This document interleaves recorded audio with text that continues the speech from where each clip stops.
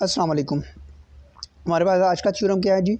Late n be an integer which is not a perfect square, prove that under root n is irrational.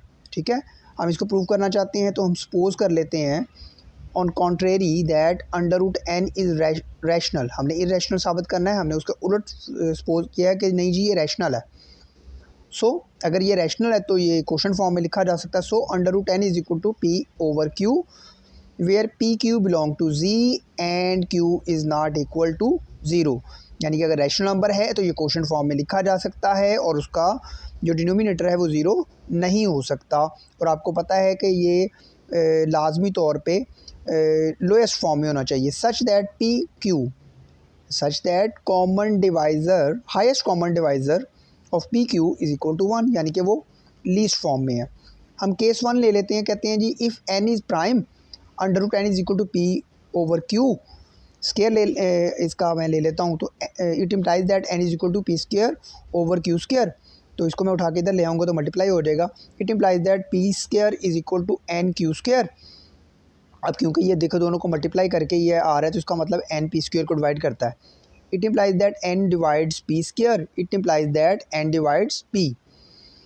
तो अगर ये इसको divide करता है तो डेफिनेटली इसका मतलब ये है कि एन की ये हमारे पास बटे में करेंगे तो यानी कि पी ओवर एन लिखेंगे तो किसी इंटीजर के बराबर होना चाहिए। It implies that P over N is equal to T where T is an integer. It implies that P is equal to N T by putting in equation one, यानी कि ये वैल्यूज़ वन में मैं put कर देता हूँ तो p square is equal to N Q square आ जाएगा। और इसकी जगह मैं कीमत दर्ज कर देता हूँ तो एन टी दर्ज करता हूँ तो एन टी का square is equal to N q square. तो ये मेरे पास आ गया एन का square t square is equal to N q, n n से कैंसिल हो जाएगा तो n t square is equal to q square आ जाएगा। नेक्स्ट पेज पे चलता हूँ मैं। It implies that N divides q square, it implies that N divides q. तो from 2 and 4 we get common divisor of P Q greater than is equal to N which is contradiction, therefore under root N is irrational. क्योंकि वो least form में होना चाहिए ना, तो उसका तो हमने कहा था कि उसका हाईएस्ट कॉमन फैक्टर जो है वो वन होना चाहिए, तो वन से बड़ा आ रहा है तो लिहाजा ये इरेशनल नंबर है। अब केस टू के जी अगर वो कंपोजिट नंबर हो तो फिर क्या होगा?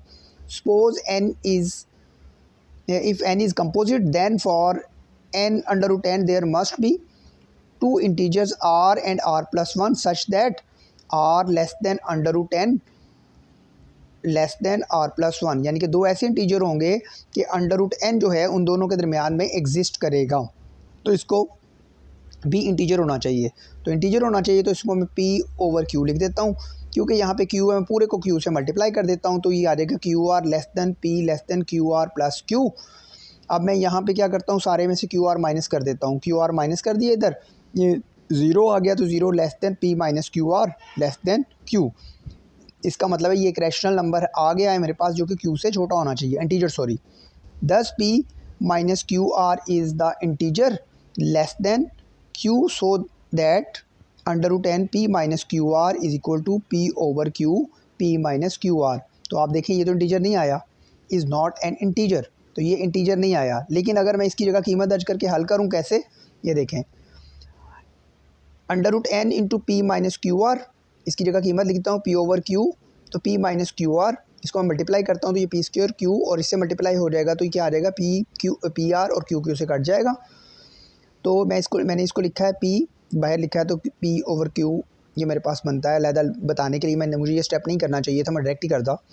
तो पी स्क्वायर इसको ऊपर नीचे मैं क्यू से मल्टीप्लाई कर दूँ अगर तो नीचे आ जाएगा Q square into Q minus ये पी आर है। और ये चीज़ आपको पता है कि ये एन के इक्वल है तो इसकी जगह मैं एन लिख देता हूँ क्यू माइनस पी आर। ये तो एक इंटीजर बन गया, इज़ एन इंटीजर। अभी मैंने पीछे साबित किया इंटीजर नहीं है, अब ये इंटीजर आ रहा है which is contradiction, hence R supposition is wrong, so under root N is irrational. Next video में हाज़िर होते हैं, तब तक लिए अल्लाह हाफिज़।